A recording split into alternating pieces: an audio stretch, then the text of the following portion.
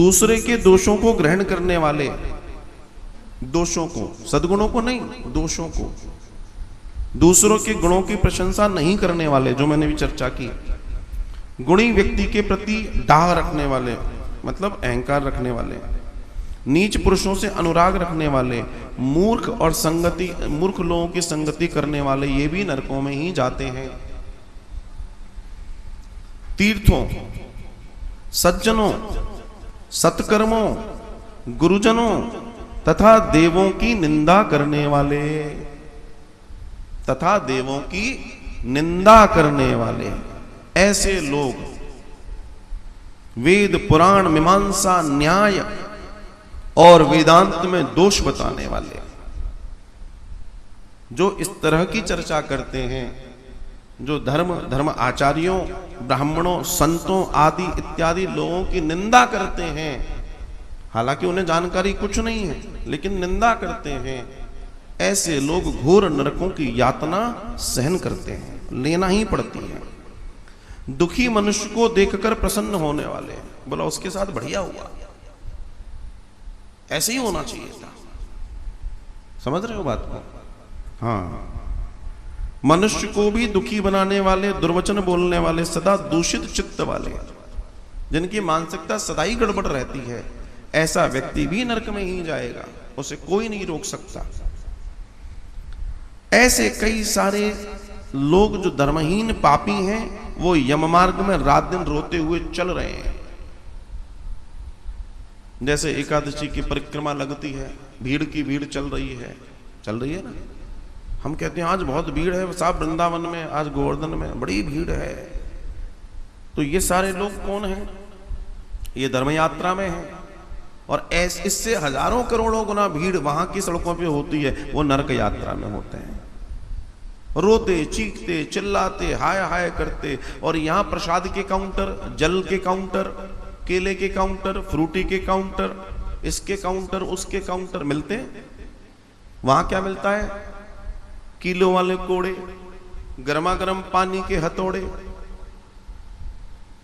समझ रहे हो, गरम गरम बालू के पकोड़े, वो मिलता है। लिखा तूने खिलाया नहीं, तू खा।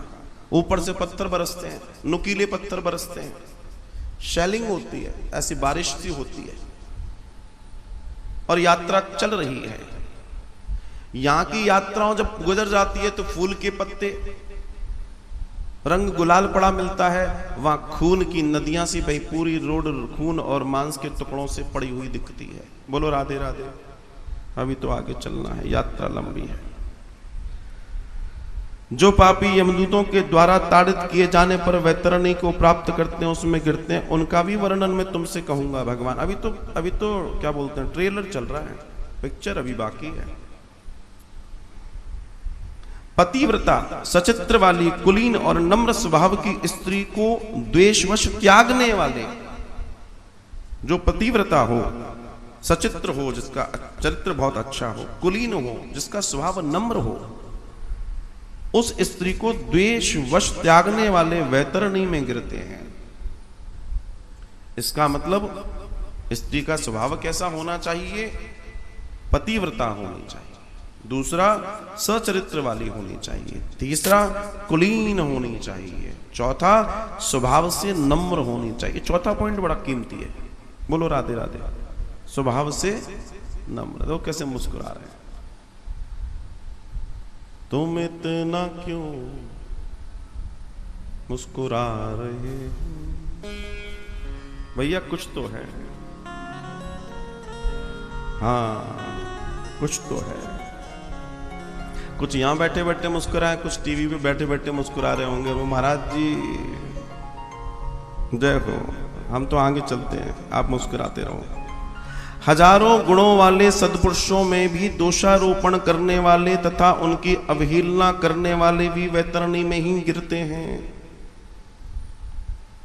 ब्राह्मणों को दान देने का वचन देकर बाद में उनको यथार्थ उसी रूप में जो बोला गया है उस रूप में उनकी दान दक्षिणा न करने वाला, ब्राह्मण को दान देने के लिए आमंत्रित करके भी उसे दान नहीं देने वाला, वे दोनों ही वैतरणी नदी में डुब डुब करके गिरते चले जाते हैं। गुड़ुप गुड़ुप गुड़ुप गुड़ुप गया।